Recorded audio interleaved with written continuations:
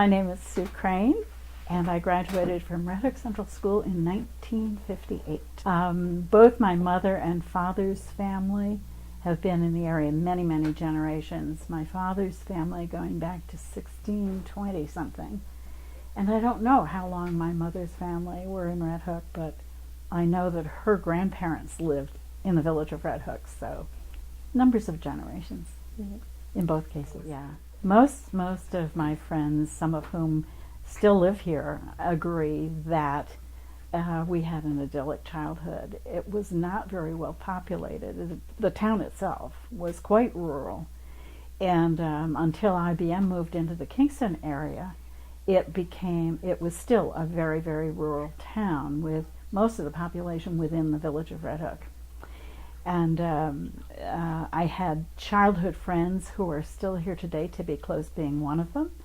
And we went to kindergarten together and went all through school together.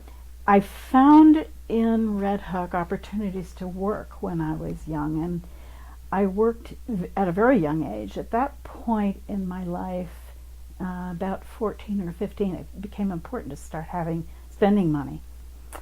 And particularly movies, which you will be interested to know, were 25 cents a ticket. And so I got a job. My first job was with the Grand Union grocery store in Red Hook. I was a cashier, and I enjoyed it. There were lots of people coming and going, and I had a lot of fun doing that. And I worked there until I graduated from high school. And I also got a job at the same time on Saturday mornings with a local dentist, and I became his dental assistant. And that proved very useful later on because I could look for a job with that qualification. So I have very strong opinions about work.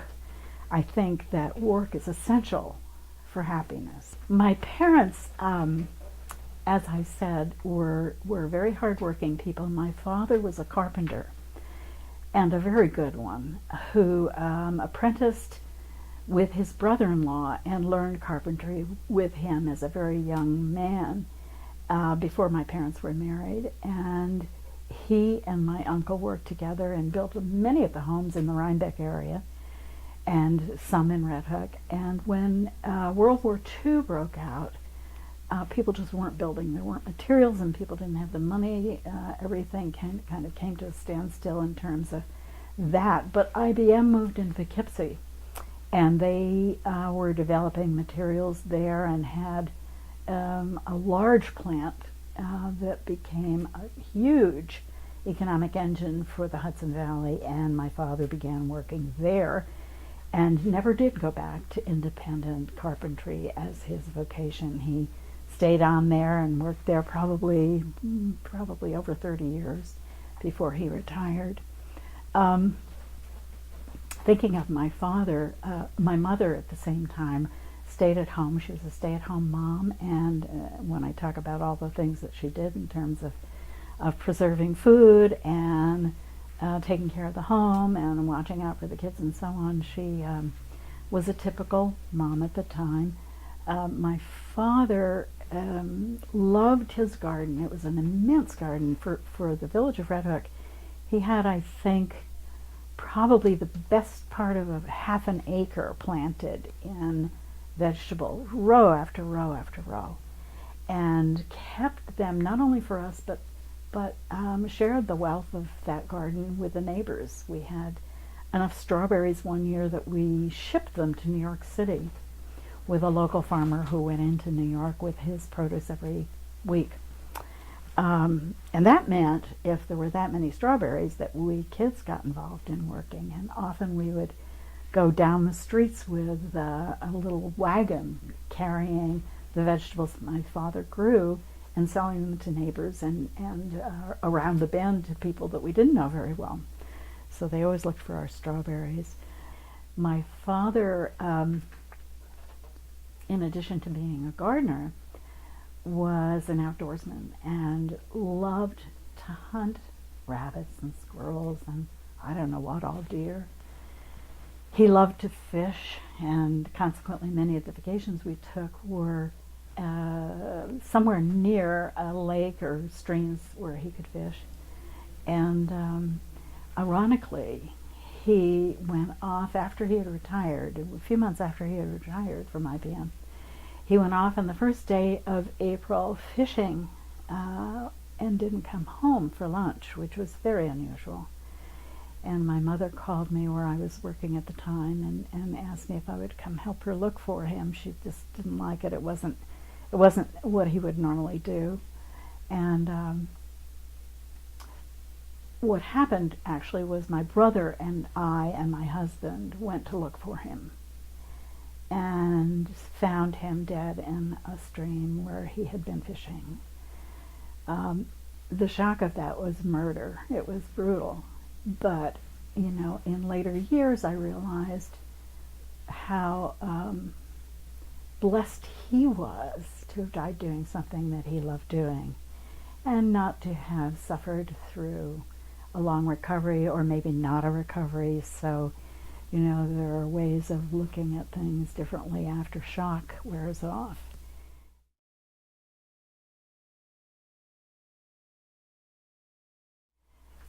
So somewhere in the mid-high school era, somewhere around when I was a sophomore, I guess I would say, I began worrying about what was I going to do after high school, and I decided that I would go to nursing school.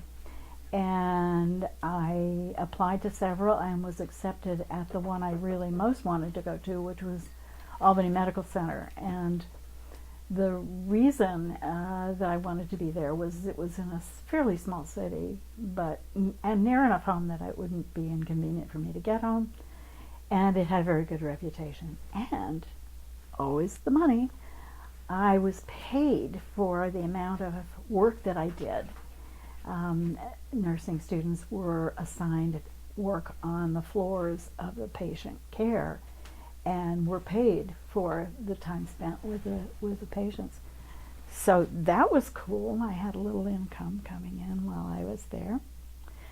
And I never wanted to be anything else. I wanted to be a nurse. I was going to have the white cap, and that, and that was going to be my life. And just because things did not turn out that way, I like to tell this to young people, to be flexible and to have confidence that there's never any one thing that will make you happy. That, you know, there are so many opportunities. And if we become focused on only one thing, sometimes the disappointment can be devastating. And that happened to me. I was in nursing school maybe 4 months or so when I realized through this work on the floor with patients that it was very painful work, not in the sense that the work was too hard, and it was hard work, but in the sense that it was a very emotional job, that there were people all around me suffering. And at that time, I don't know how nursing schools are run now or classes for nurses are done, but at that time we had classes something like 3.5 days a week and then a day on the floor working with patients. And it was quite a shock the first day I went on the ward to be assigned to patients, to have someone calling, "Nurse, nurse!" And I thought, oh, she means me, you know. And I, at first, found it to be very easy and very agreeable. And then, excuse me, as I got more and more seriously ill patients, I found that very hard. I can recall one woman who was dying of cancer, and I was to give her bed baths and make her comfortable and change her bed and all the things that nurses do, and she cried the whole time. And by the end of the first hour, I was beside myself. I was crying. And I found that was happening to me more and more, that I was looking at the patients as if they were almost family, you know, and it bothered me terribly that there was so much suffering, and I couldn't seem to get past that. maybe this wasn't quite right for me. So I came home and talked to my mom about it, and she agreed. She did not like that idea at all, that I was so unhappy with the actual physical care business, because that's what it was aiming for eventually. In hindsight, I always thought if I could get to surgery where the people weren't awake, I would probably be a very good nurse. But unfortunately, I had to get through all the rest of it first. So my mother and I talked it over, and I struggled with it for a few more weeks, and finally I decided this just isn't for me. There's got to be something else. And I came home, and I was truly, truly miserable. I was depressed and disappointed in myself, and it was a very hard time, fortunately for me. The president of Bard College at the time, whose name was Reamer Klein, invited young, or anyone for that matter, not necessarily young, students to come in to think about becoming part of the Bard class experience. And I did that. The cost was very nominal, and I enjoyed every second of it, and I went full time.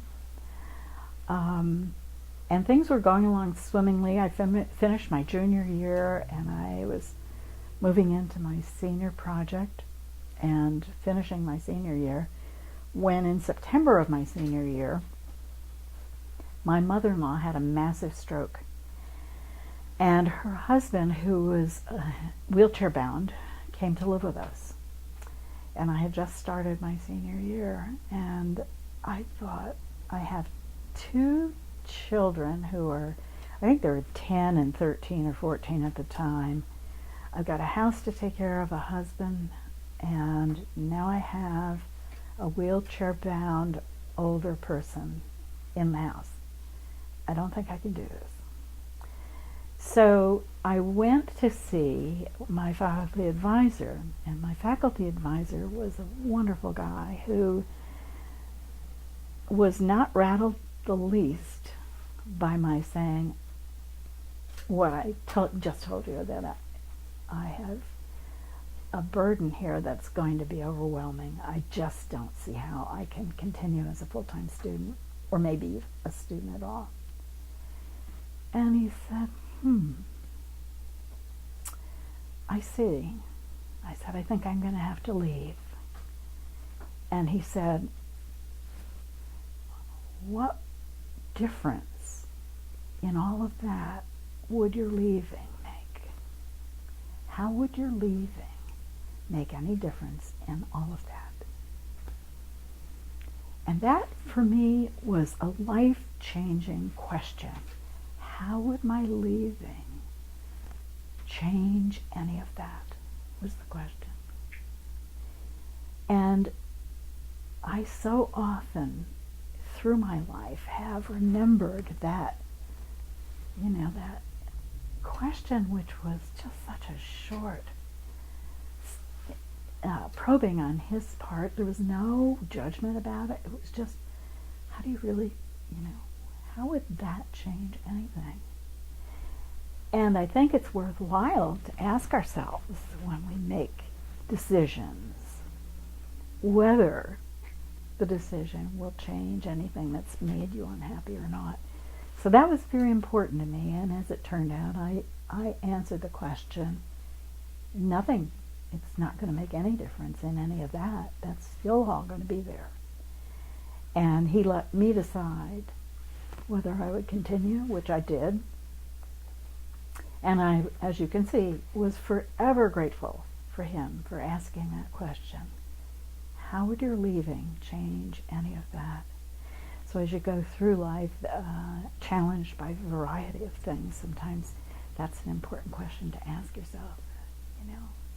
Will it really make a difference if I do this or do that? Or will we just go on the same? When I finished at Bard and began looking for work, it happened that they were looking for someone to coordinate programs for the local people as well as the Bard campus. And so I was hired to do that and write the newsletter and to develop some summer programs and various things that were all very interesting. And I was always good at administration, so that worked out very well for me. And I was there for the better part of 6 years. And when I left there, I was looking for something else. But in the meantime, I developed advertising and marketing materials for small businesses. And I did that for a while and had a good time. The only thing was, it was lonely to work for yourself at home alone. I found over a period of time, a year or two, it was a lonely way to spend time. I really liked being with people. And as it turned out, I was hired as a consultant for Northern Dutchess Hospital, where I met the medical community and got involved. I was asked to be on the board there of trustees and served on the board for the better part of 22 years, I think it was. And I administered a program called Project Elder Care, which was looking at the needs of elderly people in a rural area. And we had a New York State grant, and I got to know many of the people who work at the hospital, and we developed a very, very interesting report back to New York State on the situation of people who were older living in a rural area, which is they were looking for that information and some insights. While I was there, a job opening occurred in American Heart Association, which was a county-wide position for executive director, and I was hired to do that. So that too was a lot of administration. There were 7 employees that I was responsible for, and something like 2,400 volunteers who got involved in fundraising, program delivery, and educational programs. So that was fun, and I fully retired actually from there, never intending to work again full time. And within a few years, someone asked me if I'd ever thought about running for office, and I had indeed not. And so I thought about it, and I thought, well, I could probably do that. It didn't seem that hard. So I did. I ran for town board, and lo and behold, I won a town board seat, which I was reelected to twice more. And in the 10th year, I was asked to run for town supervisor, which I did. And that was a whole different kettle of fish. The role of town supervisor is one of a lot of responsibility and a lot of budget development and a lot of oversight of the town's business in general, zoning and planning and dog catching and assessment of properties and so on. It has a lot of facets, and I developed a number of very good friends there, and I worked in that position for two full 4-year terms when I retired. Finally, really retired.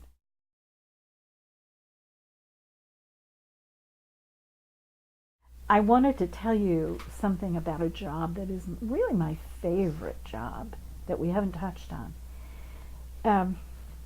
When my children were teenagers, my daughter became involved in 4-H and raised sheep.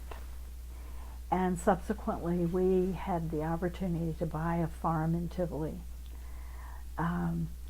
which we did as an investment, a family investment. And she raised her sheep there and went off to college and left me with them. So I became a shepherd. And truthfully, of all the work I've done, I have loved being a shepherd. It was just the most satisfying thing in the world to raise sheep and get them through, the delivery. And I can remember sitting in the barn at sub-zero weather with ewes all around me, some of them in labor, at 2 in the morning and thinking, I must be out of my mind. But it was wonderful. The smell of the hay and the animals was great. When that was between my job at Bard and my job at the hospital, I think. And it became apparent that I couldn't work full time and do all of this shepherding. So, and my daughter by that time had moved on, and clearly that was not going to be in her resume either anymore. So we sold all the sheep, but it was a great, great job. I loved doing that. Well, I think it's really important to do these little vignettes with people who, of every walk of life, who have lived here a long time or maybe not such a long time. It's always fun for me to meet new people and realize the depth and breadth of their experience.